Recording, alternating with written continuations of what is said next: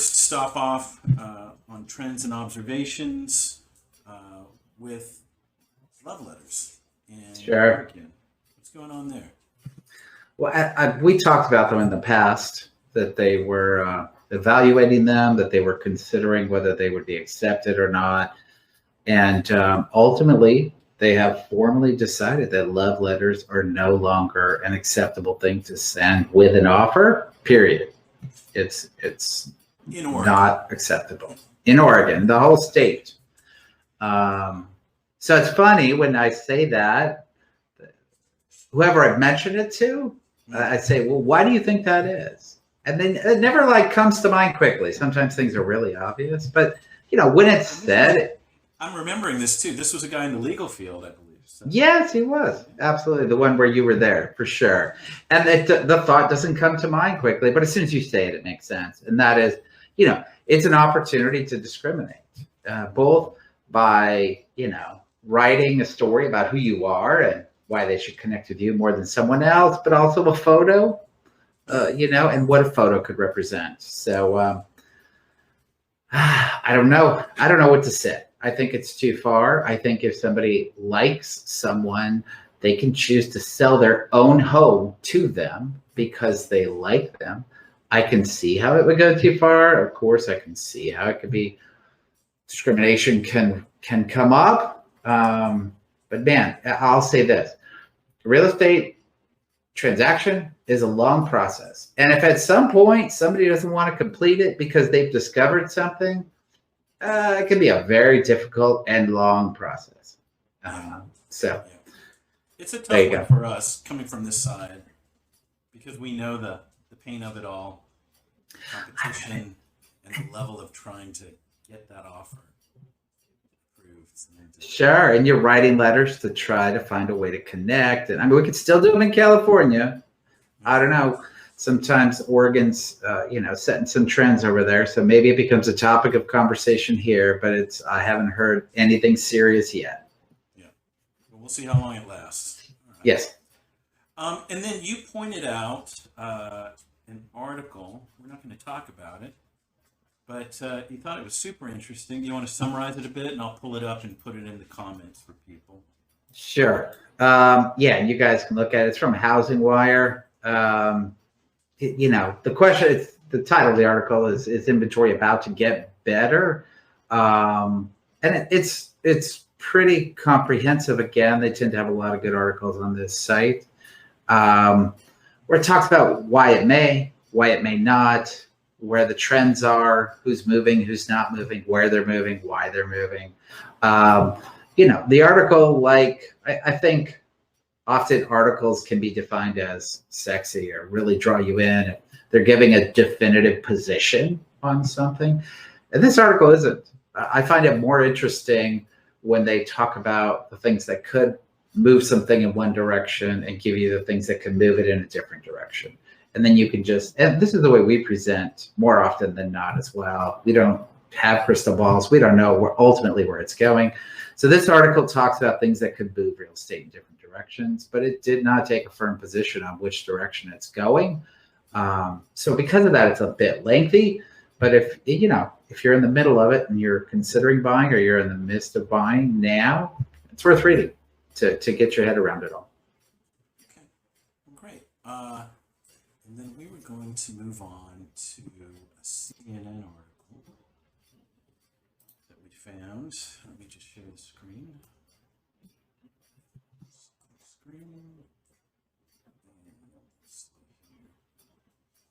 So I wrote a sexy title to hopefully draw some people in on the email. Let's see if it really worked. But yeah, should buyers stop looking? And that's a tough one from a couple sides. Let's see. Yeah. And the title of the article is "Many home buyers are dropping out of the market." So, right, is that the right move for you, or not?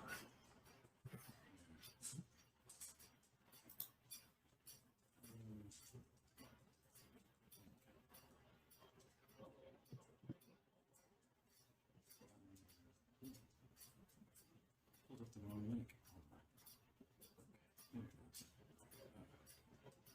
And this article, like the House of Wire article, also doesn't draw a definitive conclusion. Again, a type of article I like, only because you then insert your own situation and your own preferences into the dynamic, and you're just getting information and choosing a direction based on who you are. Well, that's kind of how they write it, right? It's one situation as an example. We've got our own. I'm sure we can pull up. Sure. Let me go ahead and get started here. Buying a home. Hold on.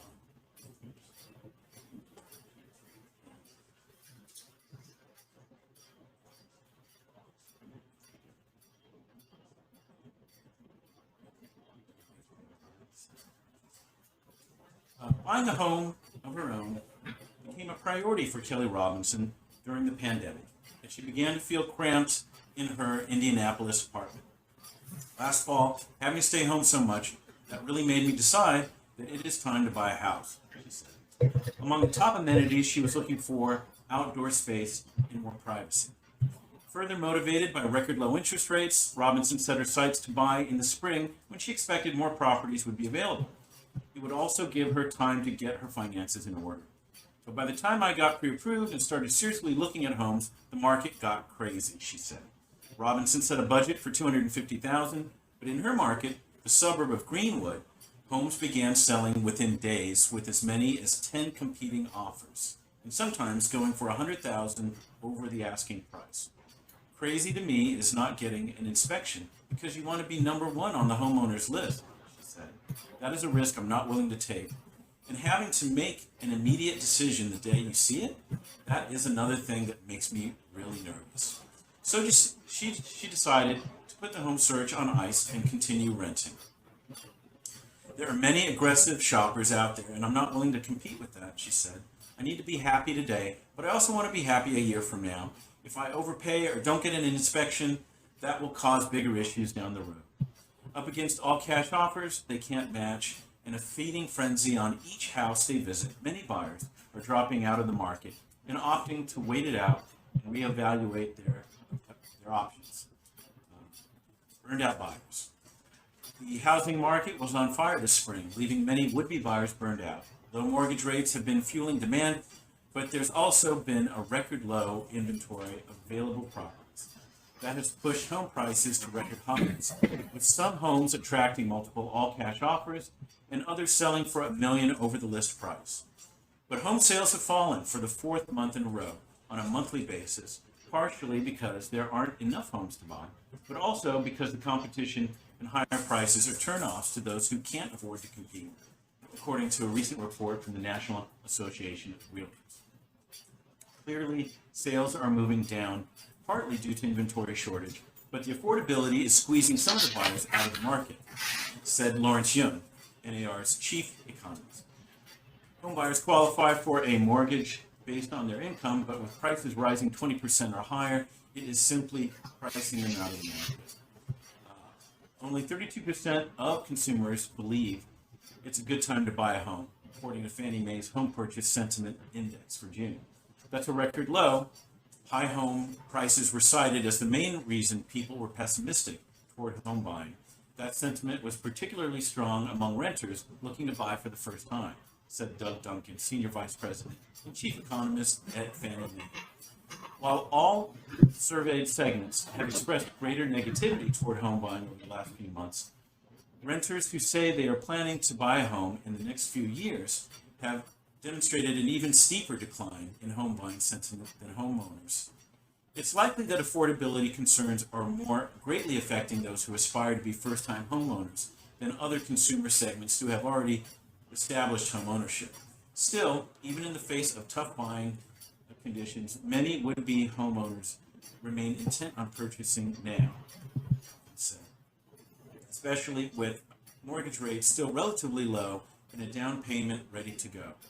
I'm encouraging many buyers to stay the course, said Corey Burr, Senior Vice President at TTR Sotheby's International Realty in Washington, D.C.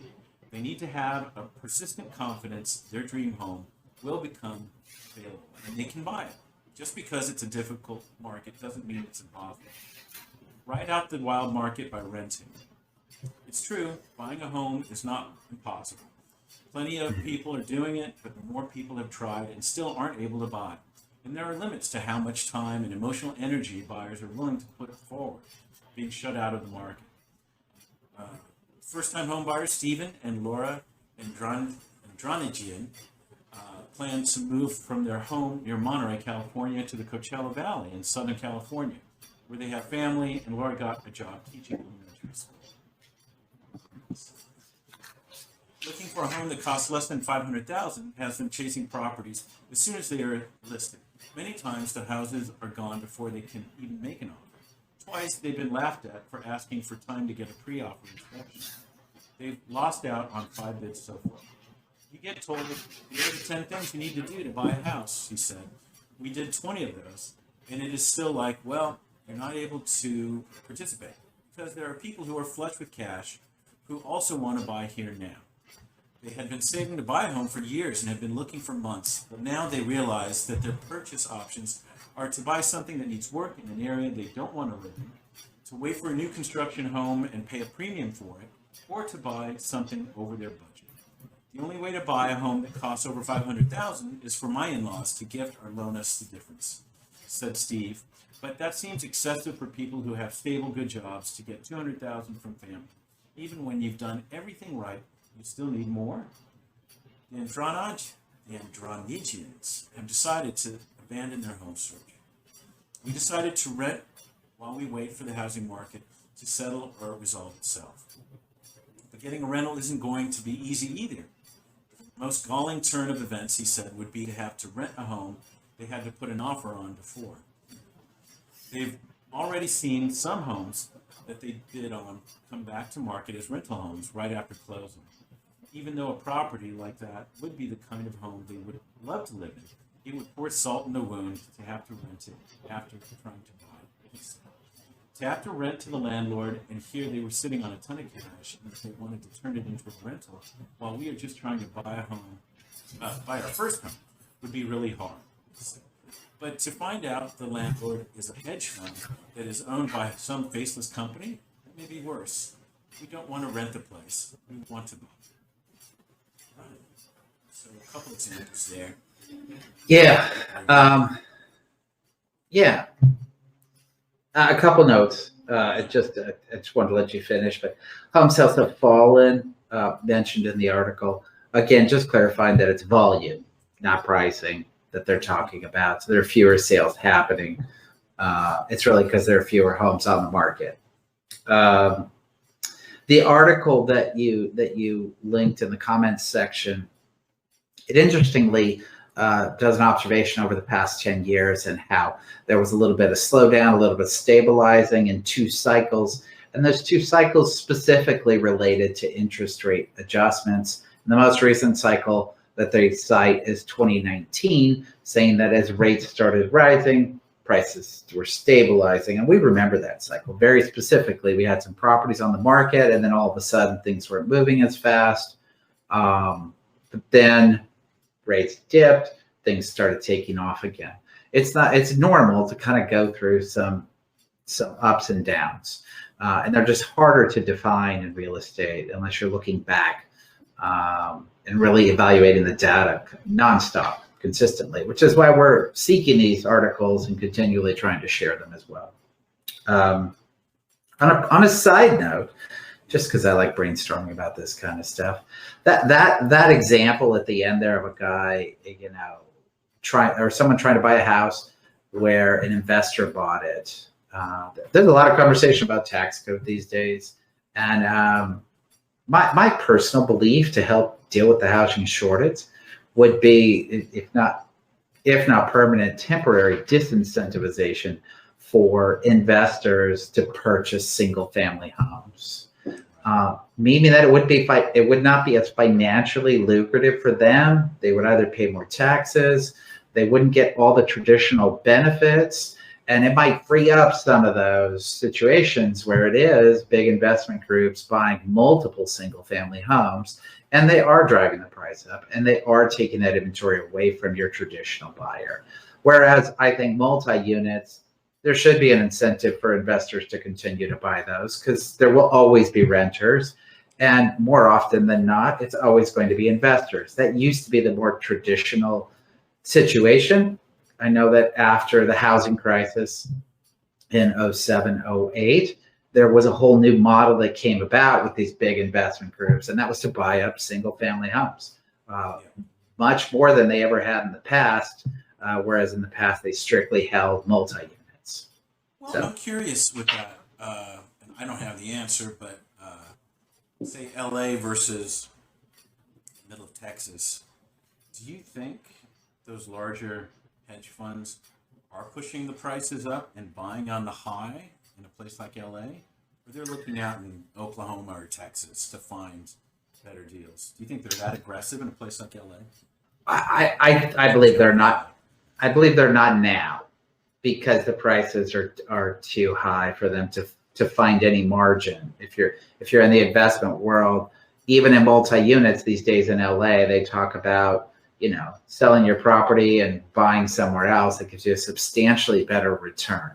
Right. But I will say this, if you look back at ownership, you're going to see that between the years of probably '09 and 2013, maybe to 2014, they did purchase a lot and they own a lot and they still own it. And that's reduced the availability of inventory for homeowner occupants. Well, if it's any indication, I've even read there's still some hedge funds being newly made for buying more single family residential homes. Sure. So I'm just saying, for real estate in general, they must know something, and they've got the research to back it up. The tax code is there's a single element in the tax code that you can cite, but there are many, many others. The single element that when you purchase a house, whether it be, when you purchase an investment property of any kind, it could be single family, condo, multi-unit, commercial. What the biggest component of doing that is the depreciation factor, right? Which seems, it is in conflict with reality. So as soon as you buy it, you get to basically depreciate that at the structure, not the land, but the structure over a period of time. And those are fixed periods of time. So every year they're earning money, they actually get to offset that money with saying, now the structure is worth less. And they depreciate it all the way down to zero. And that it's not reality. The value goes up, not down. But that's why it's so lucrative to own investment homes and multi-units. So, we have a couple clients that are in this situation, right? We've got a couple, she's expecting a little bit more money towards the end of the year, and she decided to opt out from that. So that's one reason. Right. We have somebody on pause. We have somebody pushing through aggressively. And, I like this article because it doesn't say there's an absolute right or wrong way to move forward with this. And it's always difficult from a realtor perspective to determine how much to push a client. It's a very, you talk as openly as you can, as direct as you can. In the end, some clients just grow tired and don't want to deal with all the emotional investment and ultimately the rejection over time. That article described them. You're always reading articles that are describing the constant rejection and why isn't there something more fair? Why isn't this, why does this have to be so hard?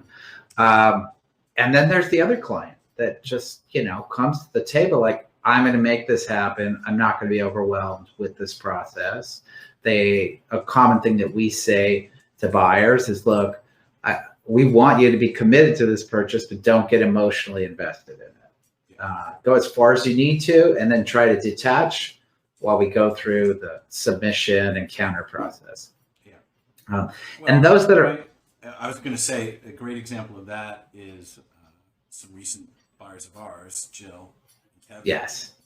And I put it in an email. It was a 1.5-year search for them. But they were pretty zen about it. They knew what was going on. They knew where they were in this market. And I think they were very patient. They didn't burn themselves out. Right. And their parameters did adjust, partially because their life adjusted a little bit, because the world adjusted a little bit, and because they really wanted it to happen. But most agents should respect. Yeah, it's not uncommon that clients come to us and say, "Well, I qualify for this, but I want to buy for this." And of course, we honor that. The market, more often than not, might lead them to a higher price point if they grow comfortable with that. And if they don't, that's a reason to step aside and see if anything changes as well. Gosh, man, you're reminding me. We met recently, hopefully a new client of ours. And she gave us the case of agents recent past, who was, didn't seem to be servicing as well as he should. Between what she could actually afford and what it sounded like he was kind of forcing down her. We hope, yeah, we had a conversation the other day with someone and we basically laid it out to say that, it's not just, if you're submitting offers, you want to understand the most that you can. And an agent can explain everything about the process on every deal, but the reality is you might absorb 10, 20, 30% of that on the first deal, right? If it doesn't work out. And you go to the next one, and an agent should hone in on continuing to educate you and inform you of why things are or are not working. This client that I'm thinking of definitely wasn't getting that. It was just that I'm putting it out there, I'm being rejected. That's how this article was written with those second people. I don't understand. Well, maybe you don't have a good agent. There really is a difference between good agents and having you understand. It's our job to inform you, give you the information, explain it the best we can so you can make decisions. And then whatever the decision you make for yourself, depending on where you're at in your life and the timing of it all, that's the right decision for you. But without good information, you can't make a good decision. Yeah. All right. I think that's a good way to summarize it. Anything else? No, I think that's it. That's good. So once again, it's a personal decision. Let your agent guide you as best he can or she can. But there's no right or wrong on that one, I think. It's about you. Yeah. Okay.